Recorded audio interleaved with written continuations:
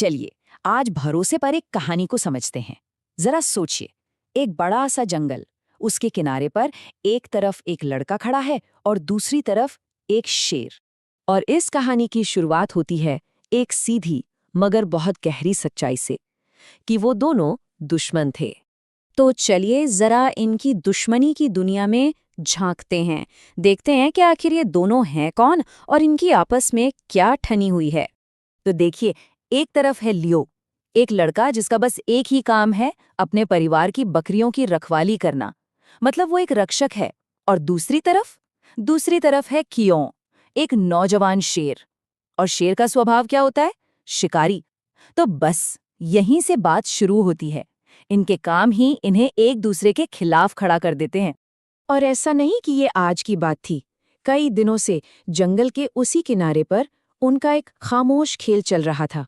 कियोन दबे पांव शिकार के लिए आगे बढ़ता और लियो अपनी चट्टान पर लाठी ताने खड़ा हो जाता। ये एक तरह की रोज की रस्म थी, एक ऐसी लकीर जिसे कोई पार नहीं करता था।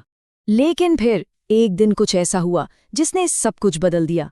अब देखते हैं कि कैसे कुदरत ने ही उनके रिश्ते को बदलने के लिए एक तरह का पुल बना दिया। कहानी बदली मौसम के मिजाज से। पहले तो हवा में एक भारीपन से आया और फिर मानो आसमान फट पड़ा हो। बारिश की मोटी मोटी बूंदें गिरने लगीं और उस तूफान में अचानक वो दोनों अकेले रह गए, डरे हुए और भूखे। उस तूफान ने दोनों को एक जैसा लाचार बना दिया था। और ठीक इसी लाचारी के पल में लियो ने कुछ ऐसा किया जिसकी किसी ने उम्मीद नहीं की होगी। सोचिए, उसके पास खाने को था ही क्या, सूखी रोटी का एक टुकड़ा और जरा सा मांस। लेकिन फिर भी उसने उसे शेर की तरफ बढ़ा दिया। उसने अपना खाना बांटने का फैसला किया। अब शेर, कियोन पहले तो हिचकिचाया, भाई दुश्मन के हाथ से खाना। लेकिन जैसा कि होता है, भूख बहुत बड़ी चीज है। उसकी भूख जीत गई।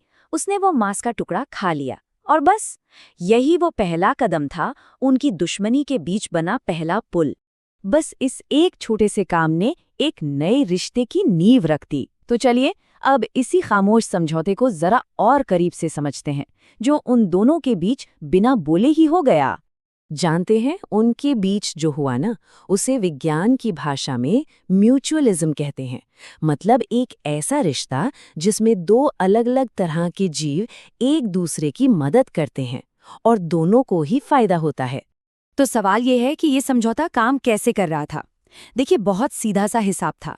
लियो रोज कियोन को अपने खाने में से थोड़ा हिस्सा दे देता और बदले में क्या होता, कियोन के वहां होने भर से ही जो सियार और बंदर बकरियों पर नजर रखते थे वो दूर रहते थे। तो देखिए, लियो को मिली अपनी बकरियों की सुरक्षा और कियोन को मिला रोज का खाना, दोनों का फायदा। और सबसे कमाल की बात क्या थी, ये पूरा का पूरा सौदा, ये पूरी डील बिना एक भी शब्द बोले हुई थी। सब कुछ सिर्फ एक्शन और एक दूसरे के इरादों को समझने पर टिका था। हाँ, पर एक बात समझना बहुत जरूरी है, वो कोई खेलने कूदने वाले दोस्त नहीं बन गए थे। ऐसा नहीं था कि लियो जाकर कियोन को सहलाता या कियोन उछलकर लियो की चट्टान पर आ जाता। नहीं, उनका रिश्ता दोस्ती से कुछ अलग था। ये एक तरह का समझौता था, एक पार्टनरशिप। लेकिन सवाल ये उठता है कि ऐसी पार्टनरशिप कितनी मजबूत हो सकती है। अब कहानी उस मोड़ पर आती है जहां इस रिश्ते का असली इम्तिहान होना था।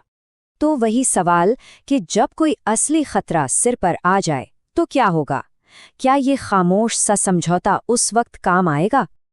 और खतरा आया भी, एक तेंदुए की शक्ल में, दबे पांव, एक परछाई की तरह, जो बकरियों की महक सूंघकर वहां आ पहुंचा था। अब ये एक ऐसा खतरा था जिससे न तो लियो अकेले निपट सकता था और न ही कियोन। लेकिन इससे पहले कि लियो को उस खतरे का अंदाजा भी होता, कियोन हरकत में आ गया। उसके हलक से एक गहरी गुर्राने वाली आवाज निकली। ये एक चेतावनी थी, साफ साफ। और यहीं पर इस कहानी का सबसे बड़ा सबक छिपा है। उस तेंदुए ने जब उस नौजवान शेर और लाठी लिए उस लड़के को एक साथ खड़े देखा तो उसे समझ आ गया कि ये लड़ाई फायदे का सौदा नहीं है, और वो गायब हो गया। उन दोनों का एक साथ होना ही उनकी असली ताकत थी। उस दिन लियो को सब कुछ साफ हो गया। वो दोनों एक जैसे कभी नहीं थे। वो गांव का एक लड़का था और कियोन जंगल का एक शेर। लेकिन अपनी अपनी दुनिया के बीच की उस खाली जगह में उन्होंने एक दूसरे के लिए एक जगह बना ली थी। तो ये कहानी हमें क्या सिखाती है? यही कि कभी-कभी खेलने कूदने वाले दोस्त से ज्यादा मजबूत वो रिश्ता होता है जिस पर भरोसा किया जा सके। ये भरोसे की और एक दूसरे की जरूरत को समझने की कहानी है। और आखिर में ये कहानी हमारे सामने एक बड़ा सवाल छोड़ जाती है। क्या भरोसा दोस्ती से भी ज्यादा मजबूत हो सकता है? जरा सोचिएगा इस बारे में।